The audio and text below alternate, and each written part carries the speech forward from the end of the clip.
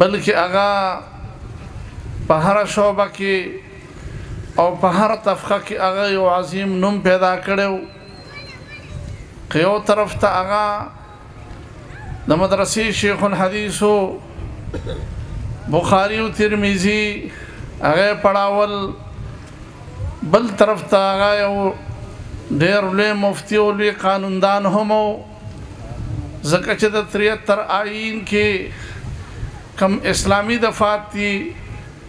او هغې وردننه کړي دي او کم محنت او کوشش کړی دی دا په دغه زمانه کې په تمام دنیا کې یو منفرد چې کوم دی حیثیت لري په دغه به تفصیل سره نظم ځکه مولانا قاسم صاحب به انشاءالله په دغه باندې تفصیل کوي خو هغه یو ډېر لوی قانوندان هم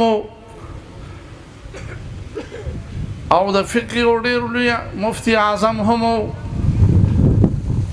یو پیره مسله راغله د مشیني ذبحې ټول علما کرام وایي چې مشیني ذبحه ده جایز ده صرف مولانا مفتی محمود رحمت الله علیه هغه وی دا جایز نه ده لہذا په کراچۍ کې ټول علما کرام مفتیان حضرات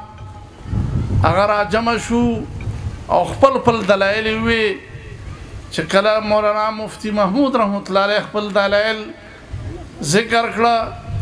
ټول علما کرام وی چې زمونږ رائے دا صحیح نه ده او د مفتی محمود رحمت الله علیه رائے صحیح ده چې د مشیني ذبح جایز نه ده او مفتی محمود رحمت الله علیه چې کومه خبره کوي دا صحیح ده بیا ورته یوسف بنوري رحمهم الله چې د نیو ټاون ټول پاکستان کې عظیمه لویه اداره ده د هغې مدرسې محتمم ورته فرمایي چې دا ښه ده چې ته په علمي میدان کې نه ته په سیاسي میدان کې که چېرې ته په علمي میدان کې وي نو بیا به یوسف بنوري چا نه پېژنده مفتی محمود رحمت الله علیه ورته فرمایي چې یوسف بنوري صاحب ته که چېرې ته په سیاسي میدان کې وي مفتی محمود به چا نه پېژنده دومره عاجزي وه پکې زما محترم ورونو چې کله وزیر اعلی شو او حلف یې وټاو کړو په 1974 کې د اتوار پر ورځ باندې چې څنګه حلف وټاو کړو نو فوراً هغه چې کوم دي شرابو باندې پابندي لګولې وه زما محترم ورونو بیا دې خلکو پروپیګنډې کولې چې دا خو په دوای کې استعمالیږي او دا خو د مرضونو دپاره په کار راځي شراب او دا مفتی صاحب ډېر زیاتې وکړو چې شرابو باندې پابندي ولګوله زما محترم ورونو مفتی محمود رحمت الله علیه د ډاکټرانو یو بورډ راغوښته او دا ورته ووی چې تاسو پوره معلومات وکړئ د دې شرابو چې دا د کوم مرض دپاره دوا ده او په کومه دوایه کې چې کوم دي د دې استعمال کیږي ډاکټرانو چې د هغې پوره ریسرچ وکړو لیبارټري وکړه پوره چې کوم دي ریسرچ نه پس او معلومات نه پس هغې ډاکټرانو رپورټ دا مفتی محمود رحمت الله علیه ته ورک چې د شراب په یو قسم دوایه کې د هغې استعمال نشته نه د یو مرض دپاره چې کوم دی دوا ده په دې وجه باندې حدیث مبارک کې راځي چې الله پاک پیغمبر اسلام فرمایي چې الله پاک په حرامو څیزونو کې شفا نه ده اچولې زما محترم ورونو په شرابو کې شفا نشته کوم څیزونه چې الله پاک حرام کړي دي په هغې کې د سره چې کوم دی شفا دا شته دی نه دا خلک او هغه خلکو پسې موږ او تاسو روان یو چې کوم خلک امریکا او برطانیه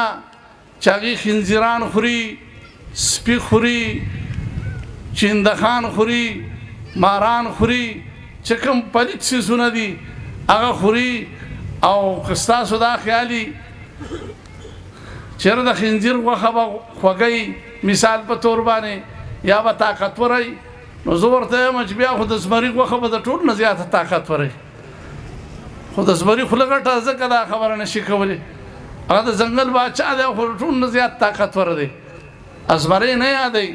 زما محترمونو د حدیث مطابق چې کوم څیزونه حرام دي الله پاک حرام کړي دي هغې کې الله پاک د انسان لپاره شفا نه ده اچولې، غذا پکې نه ده اچولې. کوم څیزونه چې الله پاک حلال کړي دي پای کې د انسان لپاره غذا ده.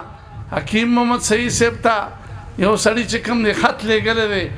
او ورته ویلی دي چې ما ته داسې څیزونه راولېږه چې هغه دماغو ته طاقت ورکوي چې زه هغه د هغې استعمال کوم. حکیم سعید ورته په همدرد رساله کې واپس جواب را لېږلی دی